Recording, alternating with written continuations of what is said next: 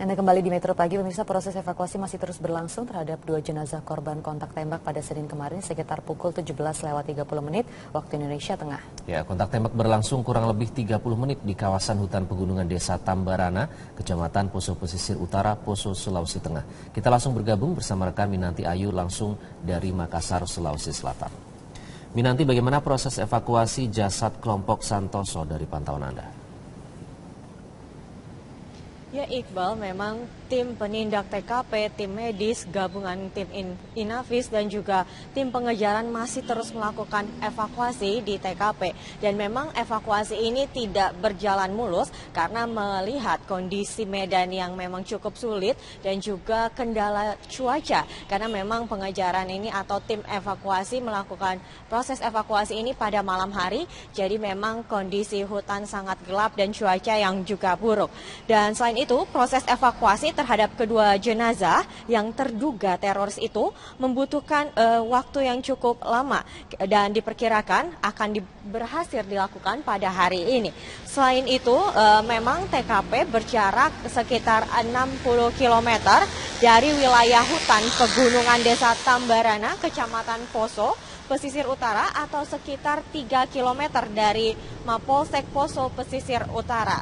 Selain itu, pasukan penyekat juga telah disiagakan. Sedikitnya ada 2 SST atau Satuan Setingkat Kompi pasukan Brimob yang tergabung dalam operasi Tinombala telah didrop ke titik-titik tertentu sejak pada malam hari kemarin. Mereka pun telah membawa perbekalan makanan dan juga ransum tempur sehingga diperkirakan mereka pun akan berada dalam beberapa waktu di lokasi tempat kejadian perkara. Iqbal. Ayu, apakah sudah ada konfirmasi bahwa salah satu dari kedua jasad tersebut adalah Santoso?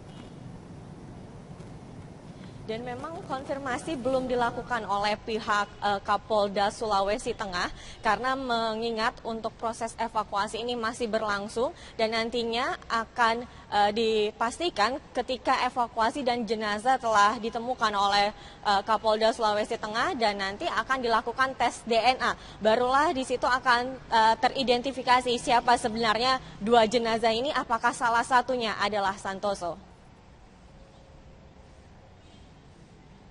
Ya, demikian Iqbal yang dapat kami sampaikan dari Makassar, Sulawesi Selatan.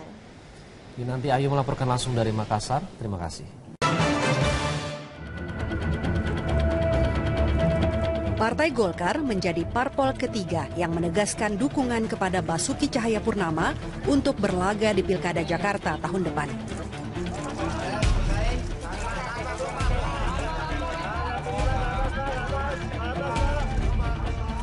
Golkar punya 9 kursi di DPRD Jakarta. Ditambah Nasdem dan Hanura, 3 parpol ini menghimpun 24 kursi DPRD Jakarta. Syarat yang lebih dari cukup bagi Ahok untuk maju lewat jalur partai politik. Sekarang Ahok punya kelonggaran untuk memilih jalur mana. Sebab teman Ahok telah menghimpun 1 juta lembar KTP berisi dukungan untuk Ahok Herubudi maju lewat jalur independen. Jika memilih lewat jalur independen, Ahok harus melewati verifikasi faktual oleh KPU DKI Jakarta. Jalan yang lebih sulit ketimbang maju lewat jalan parpol. Ulangi, jalan yang lebih sulit ketimbang maju lewat jalur parpol. Ahok tetap nomor 1 di survei. Dalam survei Populi Center yang digelar 10-15 Juni 2016, elektabilitas Ahok mencapai 51,2%. Jauh meninggalkan Yusril Iza Mahendra, Sandiaga Uno, Ridwan Kamil atau Tri Risma hari ini. Sejak Januari lalu, Ahok selalu memuncaki survei, mulai dari CSIS, Carta Politika hingga Populi Center. Dengan elektabilitas dan popularitas yang tinggi, Ahok selalu menjadi daya tarik bagi parpol.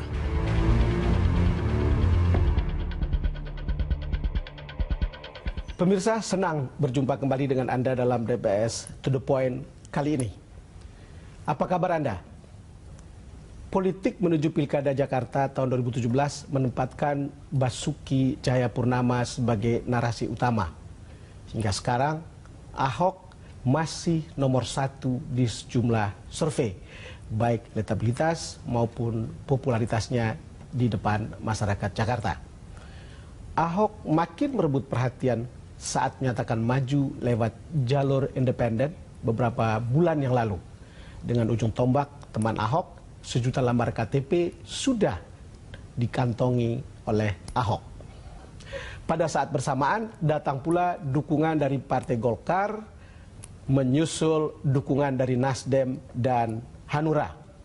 Ahok sekarang bisa maju lewat jalur parpol karena syarat minimal pencalonan melalui parpol sudah terlampaui. Untuk membahasnya, saya mengundang untuk kedua kalinya pengamat politik atau seorang pollster Yunarto Wijaya yang akrab dipanggil dengan nama Totok, Direktur Eksekutif Carta Politika. Mas Toto, terima kasih sudah datang lagi ke DBS To The Point. Kenapa Anda saya undang kembali? Maksud saya hanya supaya penonton bisa mendapat perspektif baru yang lebih update tentang Ahok. Ya. Dan saya harap mereka akan dapatkan setelah ada pertemuan ini. Saya ingat perbincangan kita saat pertama kali dan saya terkejut ketika Anda bilang Ahok itu masih di 2 kaki pada saat itu. Dan sampai sekarang sebetulnya justru lebih mantap ada di 2 kaki, bukan? Iya. Iya, saya tidak percaya bahwa kalau kita baca statement-statement yang dimiliki Ahok, bahwa Ahok kemudian bisa dikatakan pertama anti partai. Betul. Yang kedua sudah bisa memastikan jalur independen. Karena menurut saya kalau kita coba baca di bagaimana sejarah Ahok berpolitik, dia orang yang sangat dekat dengan partai, dia orang yang sangat ramah dengan partai. Walaupun lompat-lompat partai. Saya katakan sangat ramah, dia bisa ramah dengan partai apapun dalam konteks kita harus akui ya, dalam langkah taktis untuk menjadi calon kepala daerah. Itu terjadi di Belitung Timur, Bangka Belitung, dan juga sekarang di DKI. Begitu. Yang kedua, ada pernyataan yang saya ingat sekali ketika Ahok mengatakan ini proses resiko saya ambil. Kalau kemudian dalam proses pengumpulan KTP saya tidak berhasil mencapai sampai bulan Juni, dan partai-partai terlanjur marah, resikonya saya tidak bisa maju di 2017. Artinya apa? Ahok sebetulnya tidak kemudian anti partai. Ahok bahkan tetap berharap bahwa ada partai-partai yang bisa kemudian mencalonkan dirinya. Entah dalam konteks sebagai plan B apabila pencalonan independen tidak tercapai dalam konteks prasyarat, atau justru menjadi plan A. Menjadi plan A, bahwa posisinya sama-sama menjadi plan A antara independen dengan partai, tinggal Ahok memilih yang mana yang terbaik. Dan detik ini, kenapa kemudian seakan-akan mantap, lebih mantap di 2 kakinya? Karena dua-duanya prasyaratnya sudah terpenuhi. Independen sudah 1 juta, parpol sudah mencapai angka 24 kursi yang sudah memenuhi ambang prasyarat. Mas Toto, coba kita lihat dulu bagaimana statement Ahok, ini soal hubungan dengan partai tadi ketika dia ikut haul di tempat Ibu Megawati di Teguh Umar. Pak, selain makan ngapain, Pak? Cuma ini doang. Pak, gimana? Ini teman Jokowi. Oh gitu, terus Pak? Pak, bentar. Pak, Jokowi ini orangnya Bu Mega. Ini temannya Jokowi, orangnya Bu Mega. Saya teringat pada statement Anda bahwa bagaimana lihainya Ahok memelihara hubungan dengan partai. Yang barusan Anda ngomong. Iya, Ahok biar bagaimanapun tetap harus dilihat sebagai seorang politisi. Yang membedakan adalah apa yang dia sudah lakukan sekarang dengan tetap membuka peluang buat jalur independen, padahal elektabilitas sangat kuat. Padahal sudah ada sedan mewah yang katakanlah berupa partai yang siap meminang beliau. Tetapi yang ini ditunjukkan kan adalah saya tidak anti partai, tetapi dalam konteks hubungan saya dengan partai, saya sediakan standar yang tinggi. Tanpa mahar, tanpa transaksi jabatan kepala dinas, dan tanpa embel-embel macam-macam yang dianggap sebagai bentuk politik transaksional. Detik ini kita lihat itu sudah tercapai pada titik tertentu. Sehingga kemudian yang tinggal kita lihat adalah Ahok akan memilih. Ya, itu dia. Itu saja. Tetapi ketika dia memilih partai pun, dia sudah tunjukkan, saya tidak mengemis, saya tidak transaksi, dan apapun yang saya pilih tetap dilihat dari kondisi seperti ini. Kalau kita bicara bargaining politik, tawar-menawar politik, Ahok berada dalam posisi yang sangat seksi, baik maju lewat jalur independen maupun melalui partai, bukan? Kalau lihat itu, kalau kemudian Anda sampai pada satu kesimpulan akhir ketika lihat manuver, berdasarkan manuver yang kemarin-kemarin sampai sekarang, Ahok akan memilih apa? Saya lebih melihat kecenderungan untuk masuk dengan partai. Karena kalau kita sebelum Anda teruskan, saya ingin menekan kecenderungan untuk memilih melalui partai. Betul. Lanjut. Iya, saya pikir jelas. Kalau kita coba baca bagaimana rentetan Ahok kemudian sampai pada persimpangan yang membingungkan sebagian orang-orang yang sudah menyerahkan KTP, Betul. membingungkan orang-orang yang sudah menyatakan diri menjadi pendukung Ahok, termasuk para pengamat. Teman Ahok bagaimana? Ikut bingung atau? Kalau menurut saya malah indikasi bahwa Ahok sangat mungkin sekarang berbalik ke partai ketika teman-teman Ahok sudah sebetulnya mengeluarkan beberapa pernyataan implisit. Pertama, apapun yang kita pilih, apapun yang Pak Ahok pilih, kita akan backup. Apapun yang Pak Ahok pilih akan di backup. Betul, itu poin pertama. Poin kedua, kami ingin mengingatkan, dari teman-teman Ahok kemudian mengatakan, kami ingin mengingatkan bahwa tujuan awal kami mendirikan teman Ahok dan menyediakan jalur independen, mengantar Ahok, mengamankan Ahok yang saat itu bertarung dengan DPRD dan hampir tidak ada partai yang bersahabat. Daripada orang yang baik dan berintegritas ini kemudian tidak bisa maju, kami sediakan kendaraan lain begitu. Jadi dua kalimat implisit ini menurut saya sudah menyiratkan bahwa terbuka ruang yang sangat besar buat Ahok untuk pindah ke partai. Bahkan orang yang sudah bekerja mati-matian untuk 1 juta KTP pun sudah menyatakan silahkan Pak Ahok kalau memilih jalur yang Nanti kita akan lanjutkan soal silakan Pak Ahok ini. Tapi saya pernah menginterview Ahok di Balai Kota. Saya kira mungkin juga Anda, mudah-mudahan Anda sudah menonton soal Mercedes-Benz yang disediakan. Ya. Coba kita lihat. Ya sudah, akhirnya saya minta seminggu. Ibu bilang nggak bisa, partai ada mekanisme. Ya sudah Bu, kalau itu izinkan saya ikut anak-anak. Saya udah bicara sama anak-anak ini ibu saya sudah kasih saya Mercedes-Benz ini untuk keluar kota, S-Class. Sopir lengkap, tinggal tidur sampai. Kalian ngajak saya naik bus, busnya jurusannya mesti ganti-ganti terminal lagi. Kita nggak tahu berhenti di mana. Saya bilang sama mereka, kalian nggak salah. Nggak lebih baik ikut ini lebih aman. Terus dia jawab saya gini, begini loh Pak, anak-anak ini kan. Saya juga nggak kenal mereka sebenarnya. Kalau naik mobil mewah, Bapak sendirian. Kalau naik bus, bareng rame-rame, dia bilang. Mas Toto dengarkan statement Ahok, artinya riwayat hubungannya dengan Ibu Mega soal pilihan independen ini. Saya sengaja menampilkan ini untuk memperlihatkan bagaimana hubungan Ahok dengan teman Ahok. Kira-kira akan seperti apa mengatakannya, sehingga no one losing face untuk kemudian bisa menerima ini sebagai sebuah win-win. Yang penting kan Ahok jadi gubernur, bukan? Iya, betul. Akan seperti apa caranya? Menurut saya begini, ketika analoginya adalah Mercedes-Benz dengan kemudian bus umum begitu ya. Kalau Ahok akhirnya menggunakan Mercedes-Benz, pertanyaannya apakah kemudian bus ini akan ditinggalkan terlantar begitu saja? Kan belum tentu tidak. Jangan-jangan dia akan iring-iringan menjadi bagian dari rombongan besar yang di depannya memang menggunakan Mercedes-Benz. Sebelum Anda lanjutkan, saya teringat pada cara Jokowi memperlakukan relawan. Iya, kira-kira mirip. Artinya apa? Kalau kita coba lihat kan bagaimana supir-supir bus tadi, anak-anak muda yang dengan tulus menjadi seorang relawan, mengumpulkan 1 juta KTP kan sudah mengatakan, kita tetap akan membackup. Artinya apa? Kami akan tetap jadi supir bus walaupun Anda menggunakan jalur Mercedes-Benz. Ketika kemudian dikatakan kita bisa menghormati pilihan Pak Ahok walaupun menggunakan jalur partai, artinya mereka akan mengatakan kami akan tetap beramai-ramai dengan Anda Pak Ahok walaupun Anda menggunakan jalur Mercedes di depan kami, tidak dalam satu bus begitu.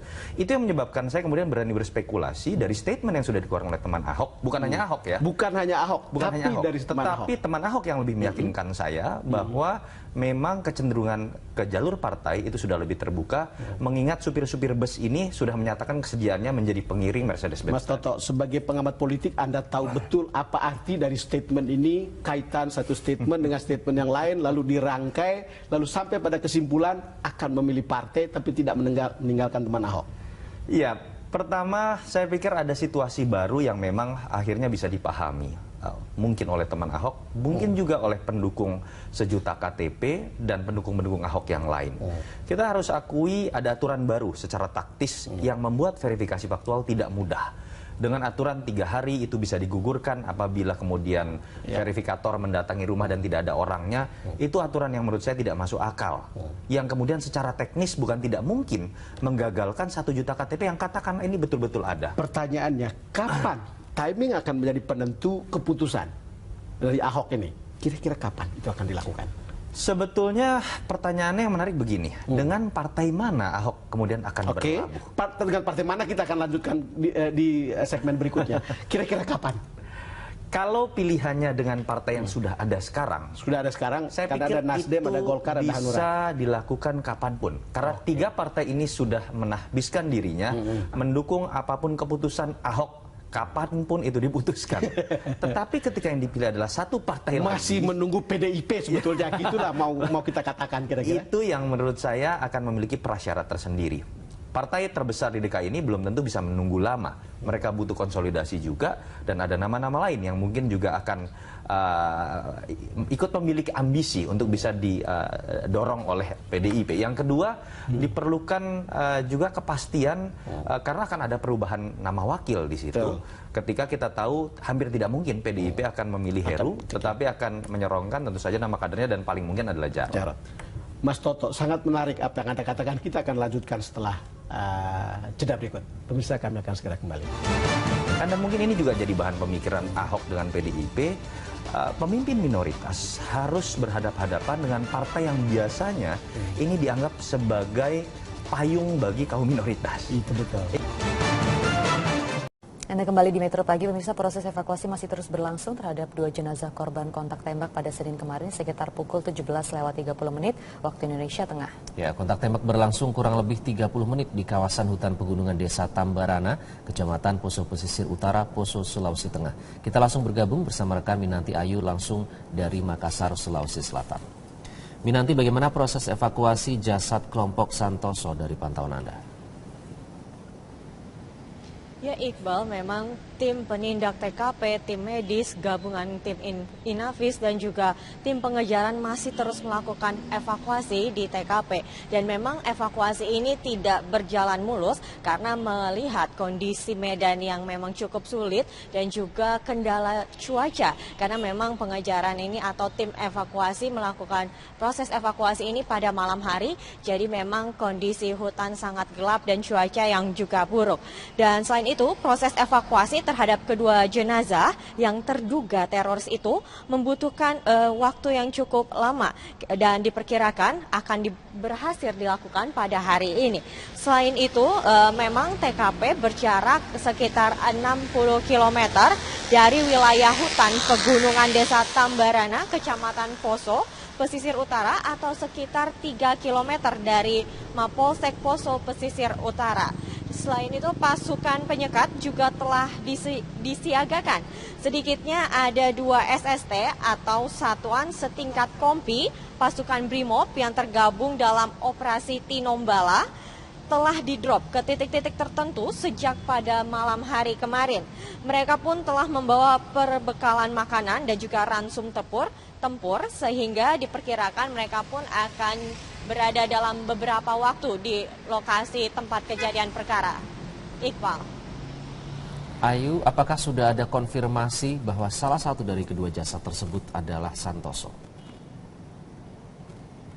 Dan memang konfirmasi belum dilakukan oleh pihak Kapolda Sulawesi Tengah karena mengingat untuk proses evakuasi ini masih berlangsung dan nantinya akan dipastikan ketika evakuasi dan jenazah telah ditemukan oleh Kapolda Sulawesi Tengah dan nanti akan dilakukan tes DNA. Barulah di situ akan teridentifikasi siapa sebenarnya 2 jenazah ini, apakah salah satunya adalah Santoso.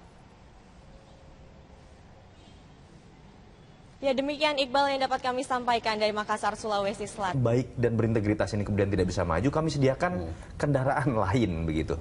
Jadi 2 kalimat implisit ini menurut saya sudah menyiratkan bahwa terbuka ruang yang sangat besar buat Ahok untuk pindah ke partai. Bahkan orang yang sudah bekerja mati-matian untuk 1 juta KTP pun sudah menyatakan silakan Pak Ahok kalau memilih jalur yang Nanti kita akan lanjutkan soal silakan Pak Ahok ini. Tapi saya pernah menginterview Ahok di Balai Kota. Saya kira mungkin juga Anda, mudah-mudahan Anda sudah menonton soal Mercedes-Benz yang disediakan. Ya. Coba kita lihat. Ya sudah, akhirnya saya minta seminggu. Ibu bilang nggak bisa, partai ada mekanisme. Ya sudah Bu, kalau itu izinkan saya ikut anak-anak. Saya udah bicara sama anak-anak ini ibu saya sudah kasih saya Mercedes-Benz ini untuk keluar kota, S-Class. Sopir lengkap, tinggal tidur sampai. Kalian ngajak saya naik bus, busnya jurusannya mesti ganti-ganti terminal lagi. Kita nggak tahu berhenti di mana. Saya bilang sama mereka, kalian nggak salah. Nggak lebih baik ikut ini lebih aman. Terus dia jawab saya gini, begini loh Pak, anak-anak ini kan. Saya juga nggak kenal mereka sebenarnya. Kau naik mobil mewah, Bapak sendirian. Kau naik bus, bareng rame-rame, dia bilang. Mas Toto dengarkan statement Ahok, artinya riwayat hubungannya dengan Ibu Mega soal pilihan independen ini. Saya sengaja menampilkan ini untuk memperlihatkan bagaimana hubungan Ahok dengan teman Ahok. Kira-kira akan seperti apa mengatakannya, sehingga no one losing face untuk kemudian bisa menerima ini sebagai sebuah win-win.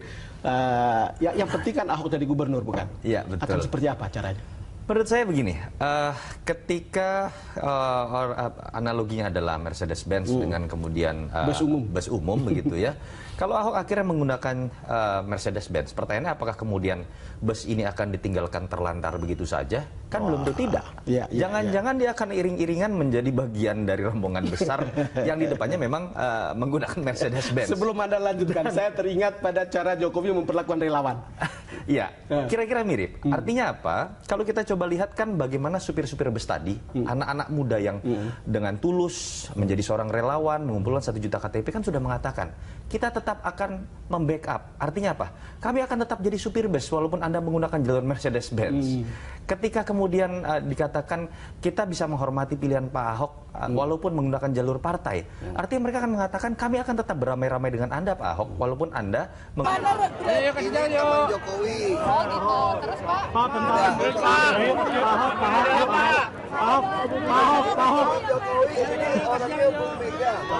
Ini temannya Jokowi, orangnya Bu Mega. Saya teringat pada statement Anda bahwa bagaimana lihainya Ahok memelihara hubungan dengan partai. Yang barusan Anda ngomong. Iya, Ahok biar bagaimanapun tetap harus dilihat sebagai seorang politisi. Yang membedakan adalah apa yang dia sudah lakukan sekarang dengan tetap membuka peluang buat jalur independen, padahal elektabilitas sangat kuat. Padahal sudah ada sedan mewah yang katakanlah berupa partai yang siap meminang beliau. Tetapi yang ingin ditunjukkan kan adalah saya tidak anti partai, tetapi dalam konteks hubungan saya dengan partai, saya sediakan standar yang tinggi. Tanpa mahar, tanpa transaksi jabatan kepala dinas, dan tanpa embel-embel macam-macam yang dianggap sebagai bentuk politik transaksional. Detik ini kita lihat itu sudah tercapai pada titik tertentu. Sehingga kemudian yang tinggal kita lihat adalah Ahok akan memilih. Ya, itu dia. Itu saja. Tetapi ketika dia memilih partai pun, dia sudah tunjukkan, saya tidak mengemis, saya tidak transaksi, dan apapun yang saya pilih tetap dilihat dari kondisi seperti ini. Kalau kita bicara bargaining politik, tawar-menawar politik, Ahok berada dalam posisi yang sangat seksi, baik maju lewat jalur independen maupun melalui partai, bukan? Kalau lihat itu, kalau kemudian Anda sampai pada satu kesimpulan akhir ketika lihat manuver, berdasarkan manuver yang kemarin-kemarin sampai sekarang, Ahok akan memilih apa? Saya lebih melihat kecenderungan untuk masuk dengan partai. Karena kalau kita sebelum Anda teruskan, saya ingin menekan kecenderungan untuk memilih melalui partai. Betul. Lanjut. Iya, saya pikir jelas kalau kita coba baca bagaimana rentetan Ahok kemudian sampai pada persimpangan yang membingungkan sebagian orang-orang yang sudah menyerahkan KTP, membingungkan orang-orang yang sudah menyatakan diri menjadi pendukung Ahok, termasuk para pengamat. Teman Ahok bagaimana? Ikut bingung atau? Kalau menurut saya malah indikasi bahwa Ahok sangat mungkin sekarang berbalik ke partai ketika teman-teman Ahok sudah sebetulnya mengeluarkan beberapa pernyataan implisit. Pertama, apapun yang kita pilih, apapun yang Pak Ahok pilih, kita akan backup. Apapun yang Pak Ahok pilih akan di backup. Betul, itu poin pertama. Poin kedua, kami ingin mengingatkan, dari teman-teman Ahok kemudian mengatakan, kami ingin mengingatkan bahwa tujuan awal kami mendirikan teman Ahok dan menyediakan jalur independen, mengantar Ahok, mengamankan Ahok yang saat itu bertarung dengan DPRD dan hampir tidak ada partai yang bersahabat daripada orang yang... Nanti Ayu melaporkan langsung dari Makassar. Terima kasih. Partai Golkar menjadi parpol ketiga yang menegaskan dukungan kepada Basuki Cahayapurnama untuk berlaga di Pilkada Jakarta tahun depan.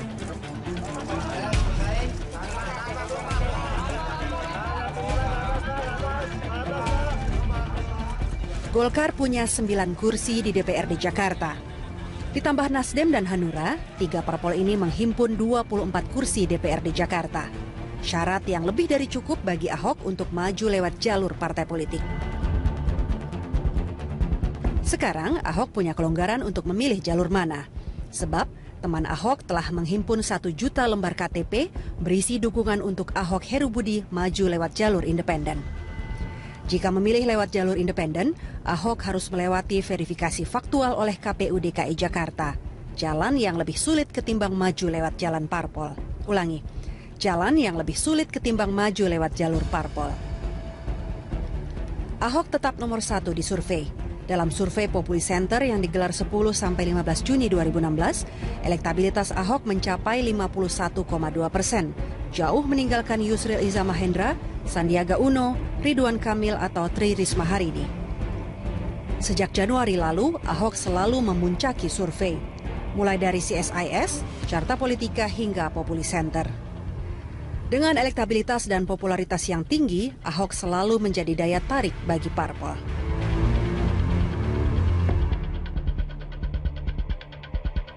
Pemirsa, senang berjumpa kembali dengan Anda dalam DPS To The Point kali ini. Apa kabar Anda?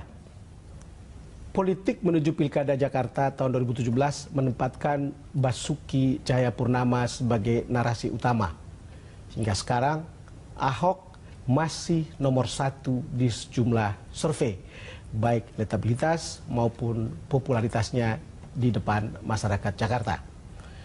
Ahok makin merebut perhatian saat menyatakan maju lewat jalur independen beberapa bulan yang lalu. Dengan ujung tombak teman Ahok, 1 juta lembar KTP sudah dikantongi oleh Ahok. Pada saat bersamaan datang pula dukungan dari Partai Golkar, menyusul dukungan dari Nasdem dan Hanura. Ahok sekarang bisa maju lewat jalur parpol karena syarat minimal pencalonan melalui parpol sudah terlampaui. Untuk membahasnya, saya mengundang untuk kedua kalinya pengamat politik atau seorang pollster Yunarto Wijaya yang akrab dipanggil dengan nama Totok, Direktur Eksekutif Carta Politika. Mas Toto, terima kasih sudah datang lagi ke DBS To The Point. Kenapa Anda saya undang kembali? Maksud saya hanya supaya penonton bisa mendapat perspektif baru yang lebih update tentang Ahok. Ya. Dan saya harap mereka akan dapatkan setelah ada pertemuan ini. Saya ingat perbincangan kita saat pertama kali dan saya terkejut ketika Anda bilang Ahok itu masih di 2 kaki pada saat itu. Dan sampai sekarang sebetulnya justru lebih mantap ada di 2 kaki, bukan? Iya. Iya, saya tidak percaya bahwa kalau kita baca statement-statement yang dimiliki Ahok, bahwa Ahok kemudian bisa dikatakan pertama anti partai. Betul. Yang kedua sudah bisa memastikan jalur independen. Karena menurut saya kalau kita coba baca di bagaimana sejarah Ahok berpolitik, dia orang yang sangat dekat dengan partai, dia orang yang sangat ramah dengan partai. Walaupun lompat-lompat partai. Saya katakan sangat ramah, dia bisa ramah dengan partai apapun dalam konteks kita harus akui ya, dalam langkah taktis untuk menjadi calon kepala daerah. Itu terjadi di Belitung Timur, Bangka Belitung, dan juga sekarang di DKI. Begitu. Yang kedua, ada pernyataan yang saya ingat sekali ketika Ahok mengatakan ini proses resiko saya ambil. Kalau kemudian dalam proses pengumpulan KTP saya tidak berhasil mencapai sampai bulan Juni, dan partai-partai terlanjur marah, resikonya saya tidak bisa maju di 2017. Artinya apa? Ahok sebetulnya tidak kemudian anti partai. Ahok bahkan tetap berharap bahwa ada partai-partai yang bisa kemudian mencalonkan dirinya. Entah dalam konteks sebagai plan B apabila pencalonan independen tidak tercapai dalam konteks prasyarat, atau justru menjadi plan A. Menjadi plan A, bahwa posisinya sama-sama menjadi plan A antara independen dengan partai, tinggal Ahok memilih yang mana yang terbaik. Dan detik ini, kenapa kemudian seakan-akan mantap, lebih mantap di 2 kakinya? Karena dua-duanya prasyaratnya sudah terpenuhi. Independen sudah 1 juta, parpol sudah mencapai angka 24 kursi yang sudah memenuhi ambang prasyarat. Mas Toto, coba kita lihat dulu bagaimana statement Ahok, ini soal hubungan dengan partai tadi ketika dia ikut haul di tempat Ibu Megawati di Teguh Umar. Pak, selain makan ngapain, Pak? Enggak, cuma ini doang.